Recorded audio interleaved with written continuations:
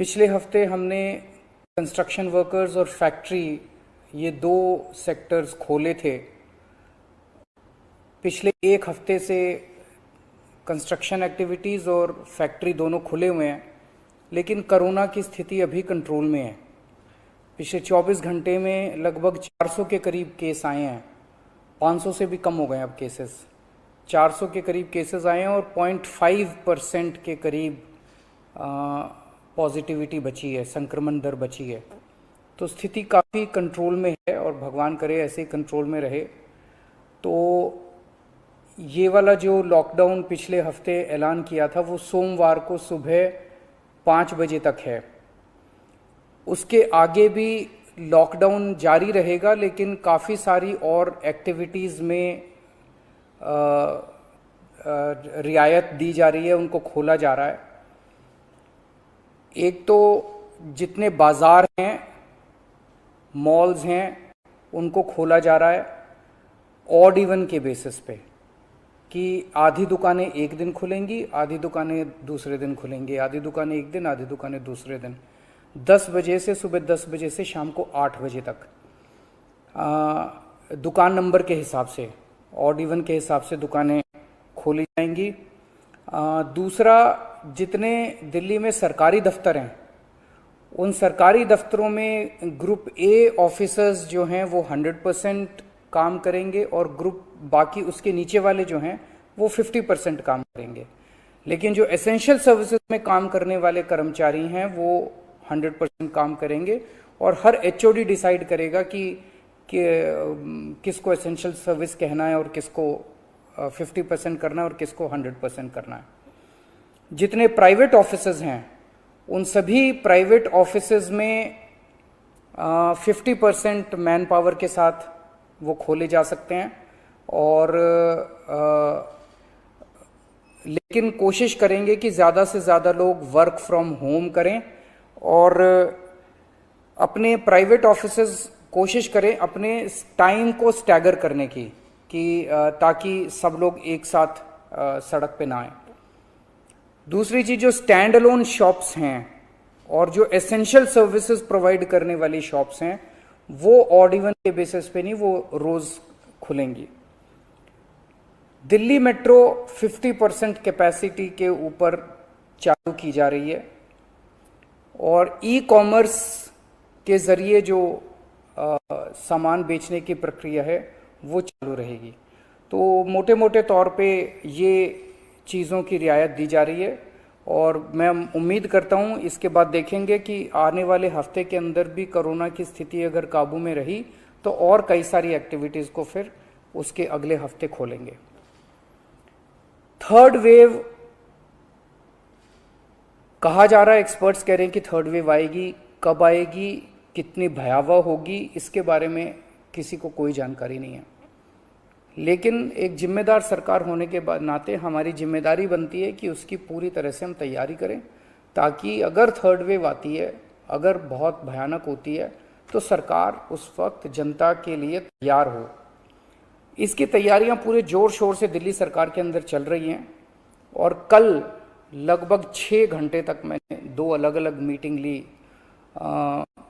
Experts के साथ बात की, जिन ऑफिसर्स ने अभी कोरोना के दौरान काम किया था उनके साथ बात की। हमने 2 कमिटीज़ बनाई हैं, उन दोनों कमिटीज़ के साथ मैंने बहुत डिटेल में चर्चा की। एक चीज़ हम लोगों को ये तय करनी थी, इस बार कोरोना की जो पीक आई थी, मतलब एक दिन में मैक्सिमम कितने केस आए, लगभग 28,000 के करीब केसेस आए थे एक दिन में, 22 या 23 अप्रैल के आसपास। अगली पीक कितनी हो सकती है, तो ये तय किया गया कि अगली पीक 37,000, एक्सपर्ट्स के साथ बात करके, ऑफिसर्स के साथ बात करके, सबके साथ बात करके, कि 37,000 पीक मान के इसकी तैयारी शुरू की जाए। इसका मतलब ये नहीं है कि अगर इससे ज़्यादा की पीक आएगी तो हम तैयार नहीं हैं, हम उसके लिए भी तैयार हैं। लेकिन एक तरह से 37,000 के बेस के ऊपर अगर हम तैयार हो गए तो फिर अगर उससे भी कहीं ज़्यादा पीक आती है तो उसकी भी तैयारी हम लोग, उसकी भी, अगर 37,000 की तैयारी हमारी है तो फिर मान लीजिए और ज़्यादा आती है तो उसकी तैयारी तो होगी, उसके लिए हम ज़्यादा तैयार हो पाएंगे। तो 37,000 को एक तरह से बेस माना जा रहा है। 37,000 की पीक की तैयारी के हिसाब से अब सारे कैलकुलेशंस किए जा रहे हैं कि अगर 37,000 की पीक आती है तो कितने बेड्स की ज़रूरत पड़ेगी, कितने आईसीयू की ज़रूरत पड़ेगी, कितने उसमें से बच्चों वाले होने चाहिए, कितनी ऑक्सीजन की ज़रूरत पड़ेगी, ये सारी चीज़ें, अब कितनी दवाइयों की ज़रूरत पड़ेगी, ये सारी चीज़ें अब कैलकुलेट की जा रही हैं। एक पीडियाट्रिक टास्क फोर्स अलग से बनाई गई है। वो पीडियाट्रिक टास्क फोर्स ये तय करेगी कि जितने हमारे ऑक्सीजन बेड्स होंगे उसमें से कितने बच्चों के होने चाहिए, जितने आईसीयू बेड्स होंगे उसमें से कितने बच्चों के होने चाहिए। जो बच्चों के होंगे उसके लिए फिर अलग किस्म का सारा इक्विपमेंट होगा, उसका अलग किस्म के मास्क होंगे, अलग किस्म का ऑक्सीजन का मास्क होगा, उसकी सारी चीज़ें अलग होंगी। वो पीडियाट्रिक टास्क फोर्स बना दी गई है कल, वो अलग से अपनी तैयारी करके अपनी रिकमेंडेशंस देगी।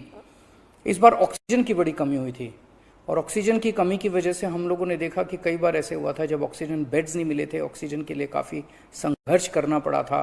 अल्टीमेटली अपने को सुप्रीम कोर्ट के इंटरवेंशन के बाद केंद्र सरकार के सहयोग से अपने को ऑक्सीजन मिली, लेकिन जब तक ऑक्सीजन नहीं मिली तब तक दिल्ली में त्राही त्राही मच गई थी।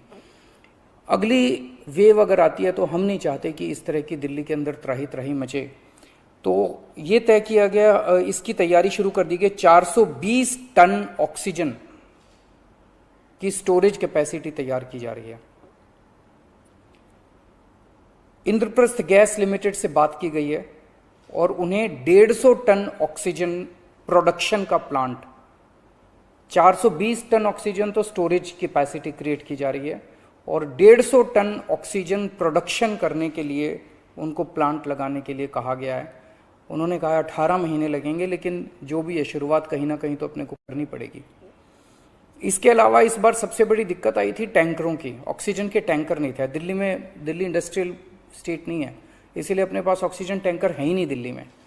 तो 25 ऑक्सीजन टैंकर्स खरीदे जा रहे हैं ताकि अगर इस तरह की दिक्कत आए ऑक्सीजन की तो हमारे पास अपने टैंकर होने चाहिए।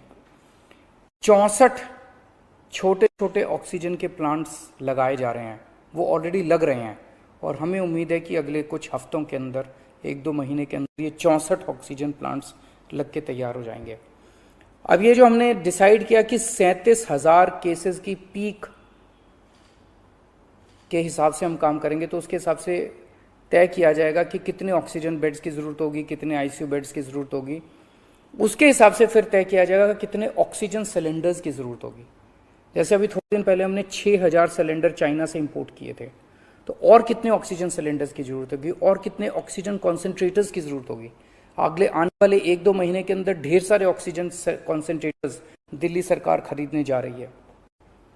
दवाइयों को लेके 2 अहम निर्णय किए गए। एक तो ये कि इस वेव में ये देखा गया कि व्हाट्सएप खूब तेजी से, व्हाट्सएप के ऊपर दवाइयाँ खूब तेजी से प्रिस्क्राइब की जा रही थी और उसके ऊपर मतलब बात फैल जाए कि ये दवाई बड़ी अच्छी है, तो पूरे समाज के अंदर, पूरे शहर के अंदर, पूरे देश के अंदर उस दवाई की अफरा तफरी मच जाती है।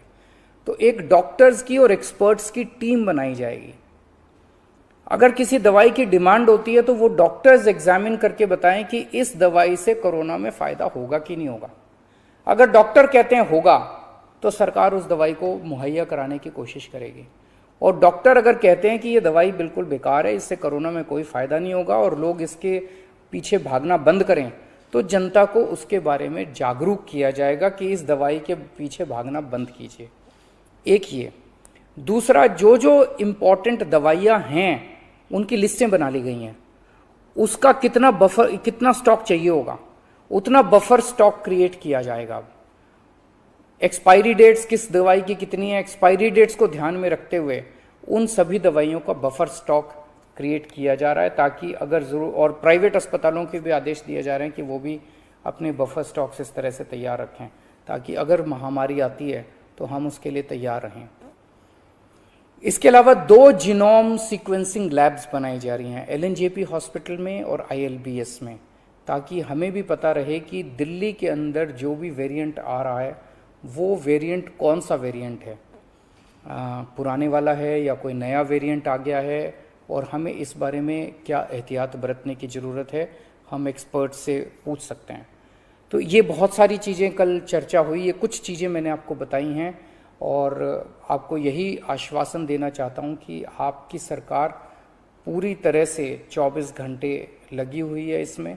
मैं उम्मीद करता हूँ कि अब कोई तीसरी वेव नहीं आनी चाहिए, उसके पहले हम कोशिश करेंगे अपने लोगों को वैक्सीनेट कर दें, लेकिन अगर तीसरी वेव आती है तो लोगों को तकलीफ़ नहीं होनी चाहिए, इसके बारे में हम पूरी कोशिश करेंगे। नमस्कार।